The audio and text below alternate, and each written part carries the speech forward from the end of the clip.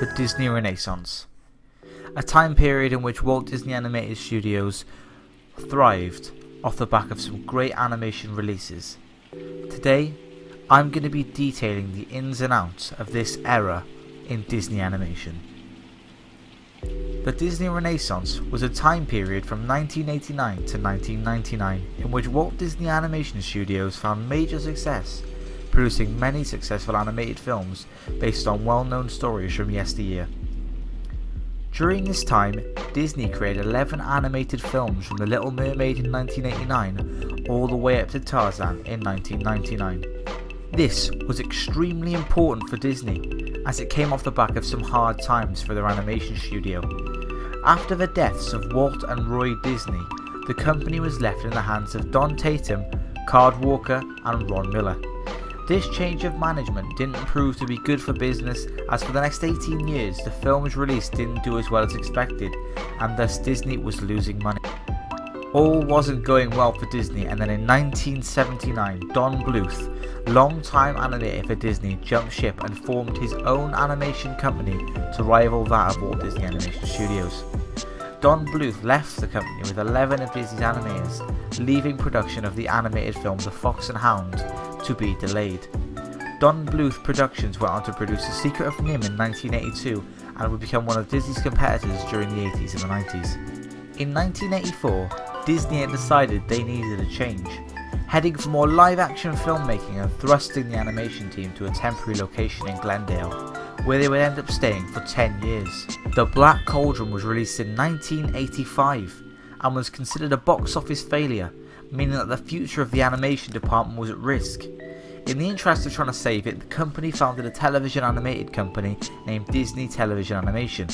Roy E. Disney convinced the then CEO of Disney to let him oversee the department, as he firmly believed that it was the core of the company and there was still success to be had within Walt Disney Animation. Then, in 1986, Disney released The Great Mouse Detective, which was the first step into saving Disney's animation studio. The film was considered successful and beat off then rival company Don Bluth Productions and their film An American Tail. This was enough to ensure Disney that they could trust and have confidence in their animation department. In 1988 came the release of The Little Mermaid. Disney had been working on this film since the 30s and decided to make it into an animated musical. The film was a huge success, destroying Don Bluth's production of All Dogs Go to Heaven and surpassing The Land Before Time to become the highest grossing animated film ever, winning awards for its famous musical numbers such as Under the Sea. Up on the shore they work all day, out in the sun they slave away, while the devoting full time floating under the sea. Following this was Beauty and the Beast in 1991, which was the first ever animated film to be nominated for an Academy Award for Best Picture and grossed over $218 million. By this time, the animation studio were in full throttle, and on the back of this released Aladdin and The Lion King in 1992 and 1994, those films having the highest grosses of their respective years. They both became the highest grossing animated film at one point, Lion King surpassing Aladdin and remaining the highest grossing traditionally animated film of all time, and the 5th highest grossing animated film of all time. Straight after The Lion King in 1994 came Pocahontas in 1995. This film was met with mixed critical reception, but still gained a whopping $350 million in the box office and received awards for the song Colours of the Wind. Straight after that came The Hunchback of Notre Dame, which also received $350 million in the box office. Then, in 1997, Hercules was released to praise from critics and moviegoers alike.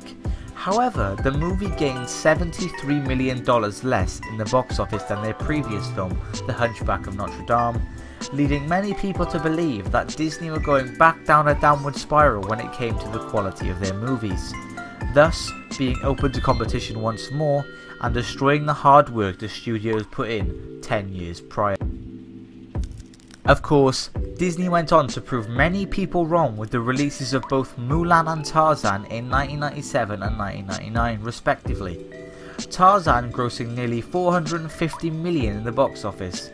Tarzan was also Disney's most expensive animated feature to the date at $130 million, much of which went to developing new processes such as the computer-assisted background painting technique known as Deep Canvas. So, there we have it, the Disney Renaissance. Many classic films that will forever be remembered were created in the span of 11 years by a team of animators that were told they were down and out.